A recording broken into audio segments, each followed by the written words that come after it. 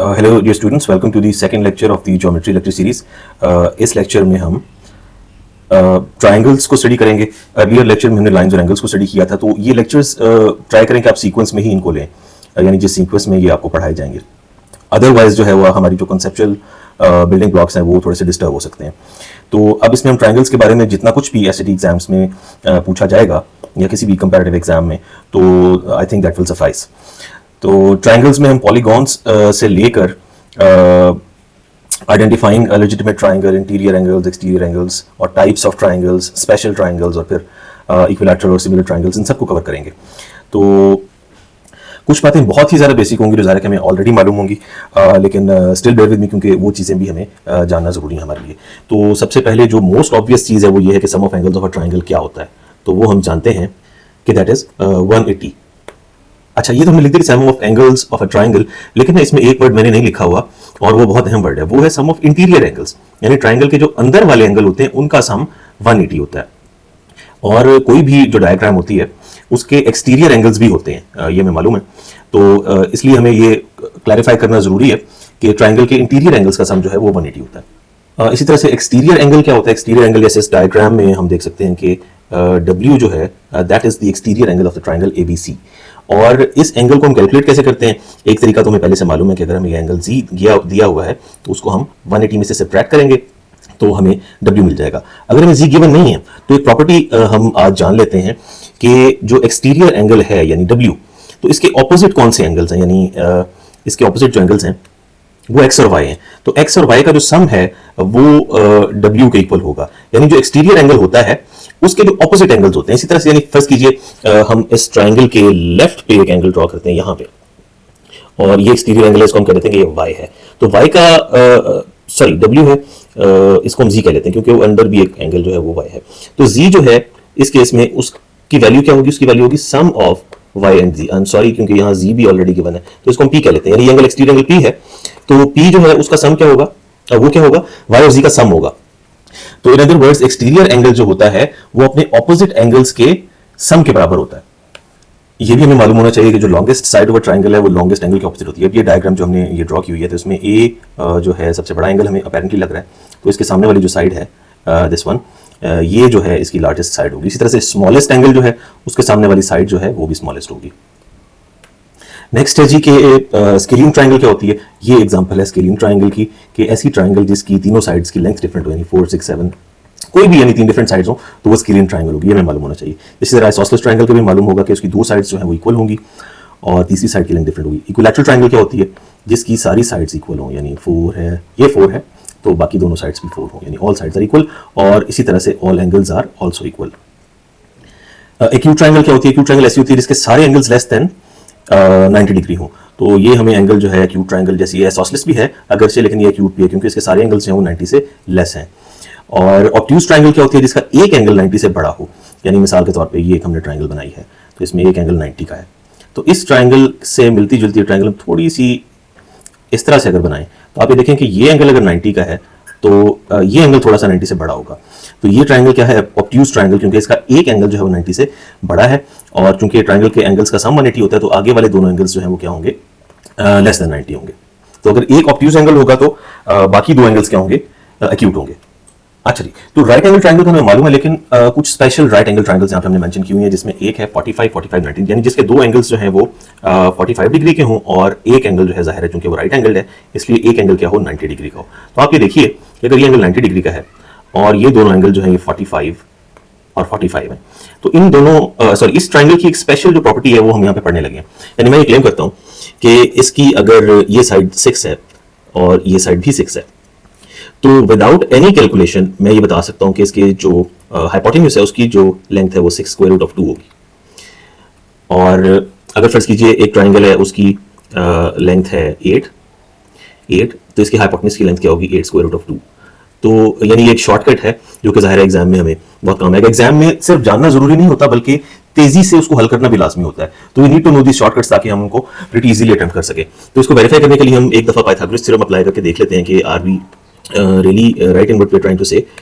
तो ये हमने पाइथागोरस थ्योरम लिख दिया, तो अब हम देख सकते हैं कि जो बेस है ट्रायंगल की वो 6 है, तो 6 का स्क्वायर प्लस 6 का square that would be 36 plus 36 72, और यहाँ पे हाइपोटेन्यूज का स्क्वायर है, तो दोनों साइड्स का अगर हम स्क्वायर रूट लें तो 36 का स्क्वायर रूट होगा तो ये हो जाएगा 6 इंटू 2, और we can pretty easily see कि ये 6 स्क्वायर रूट ऑफ 2 आएगा। तो इसी तरह से ये दूसरी ट्राइंगल जो है इसमें भी स्क्वायर रूट ऑफ 2 हमें मिल जाएगा। अच्छा, अब इसको कन्वर्सली अगर हम देखें कि अगर हमें हाइपोटेन्यूज की लेंथ दी हो तो व्हाट वुड वी डू कि हम उसे ट्राइंगल, जो राइट ट्राइंगल है उसकी लेग्स की साइड फाइंड आउट कर सके। तो ये भी बड़ी सिंपल है। यानी फर्स्ट कीजिए हम एक और ट्राइंगल ड्रॉ करते हैं।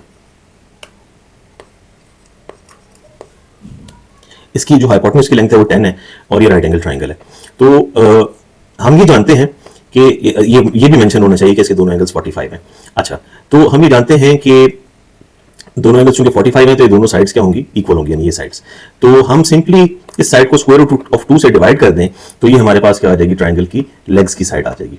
तो इन कंक्लूजन क्या हुआ कि एक 45 45 90 राइट एंगल ट्राइंगल है, तो उसमें अगर हमें साइड गिवन है तो हाइपोटेन्यूज क्या होगा, side multiplied by square root of 2, और अगर हमें हाइपोटेन्यूज गिवन है तो हाइपोटेन्यूज क्या होगा, सॉरी साइड क्या होगी, hypotenuse divided by square root of 2।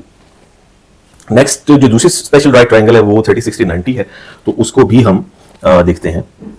अच्छा, ये 30 60 90 ट्राइंगल हमारे सामने, तो एक फैक्ट तो हम ऑलरेडी पढ़ चुके हैं कि जो स्मॉलेस्ट एंगल है उसके साइड, उसके जो सामने वाली साइड है वो भी स्मॉलेस्ट होती है। तो फर्स्ट कीजिए 30 डिग्री के सामने वाली साइड जो है ये हमारे पास है x।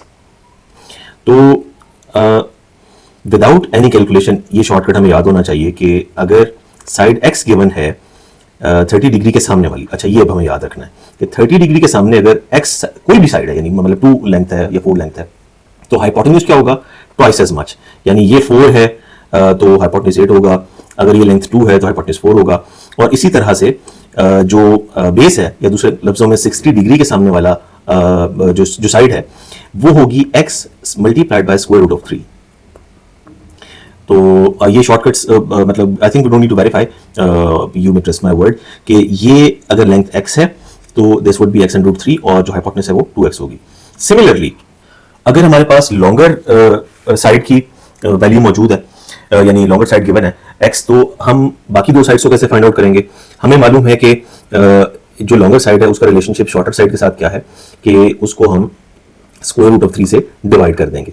तो ये शॉर्टर साइड आ गई हमारे पास, और शॉर्टर और हाइपोटेन्यूज का रिलेशनशिप क्या है कि वो ट्वाइस एज मच होती है, 2x ओवर अंडर रूट 3।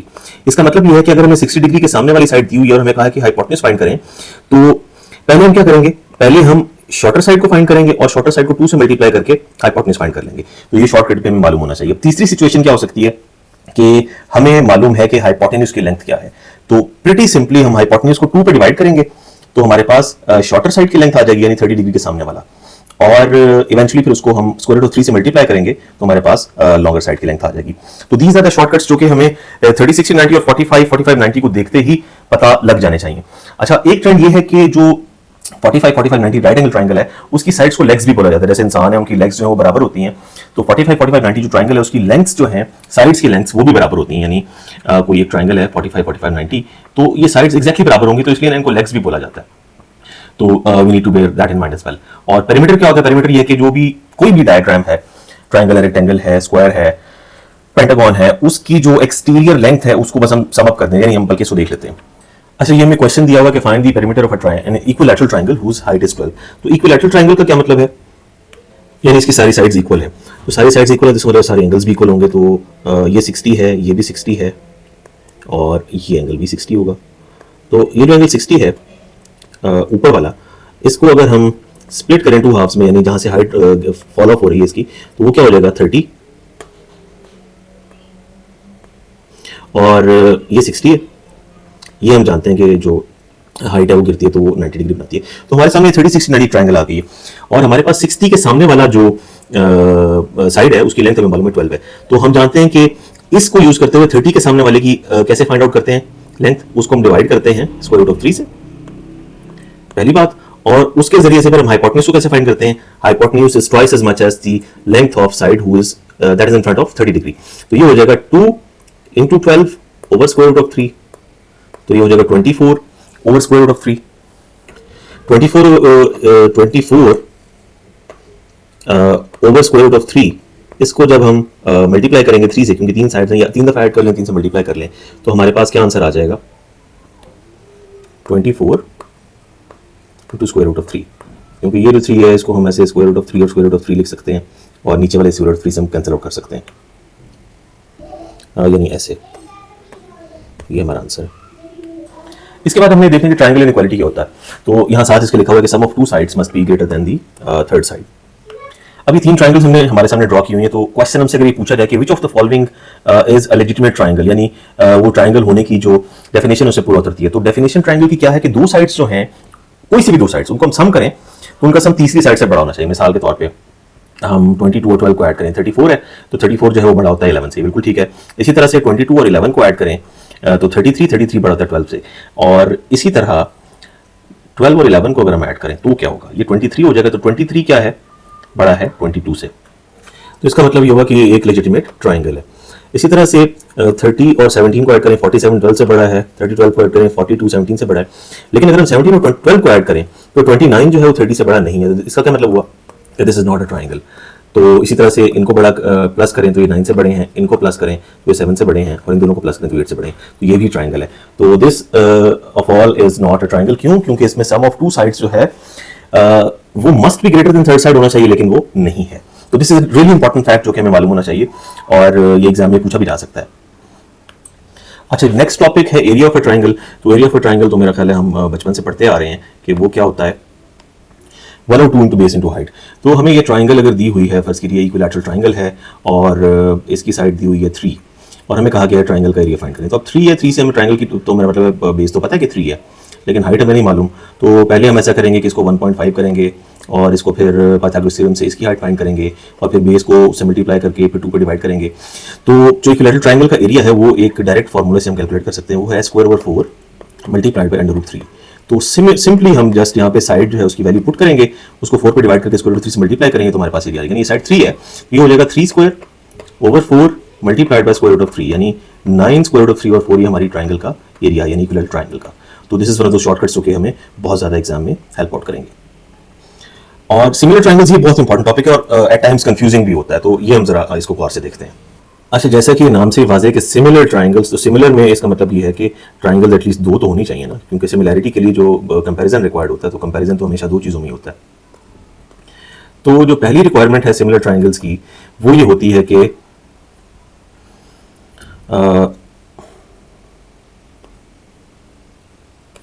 इनके तीनों एंगल्स एक जैसे होने चाहिए, यानी 40 50 90, तो दूसरी की भी 40 50 90। अच्छा, जब तीनों एंगल सेम होते हैं ना, तो ये हमेशा हमेशा ऐसे होता है कि ट्रायंगल्स की जो साइड्स हैं उनका रेशो सेम होता है। इसका मतलब क्या हुआ, इसका मतलब ये हुआ कि ये एंगल, ये साइड अगर 6 है और ये साइड अगर 4 है, तो ये कोरिस्पॉन्डिंग साइड्स हैं।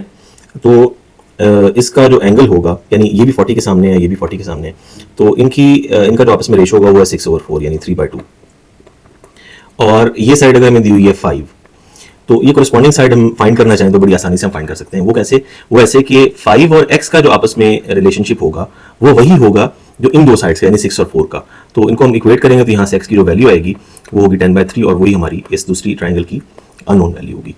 तो this sums up our topic of triangles. Next lecture में हम एज यूजुअल कुछ प्रैक्टिस क्वेश्चंस करेंगे। तो ये इसमें जो हमने चीज़ें पढ़ी हैं वो बहुत आसान है, लेकिन जो ट्रायंगल्स पे क्वेश्चंस होते हैं वो ट्रिकी होते हैं। तो will try to incorporate some tricky questions in our upcoming screencast. तो स्टे ट्यून्ड और let's see how it goes, और इसको आप अच्छी तरह से ग्रास्प करें ताकि आप उन क्वेश्चंस को सॉल्व करने के काबिल हो सकें।